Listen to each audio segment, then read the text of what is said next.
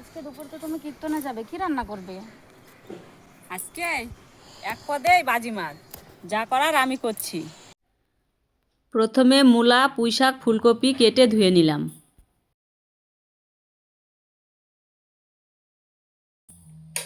কড়াই বসিয়ে 200 গ্রাম মাসকালের ডাল কেটে রাখা ধুয়ে সবজিগুলো দিয়ে কাঁচা লঙ্কা, তেল, নুন, হলুদ, পরিমাণ মতো জল দিয়ে ঢেকে সেদ্ধ করে নামাবো।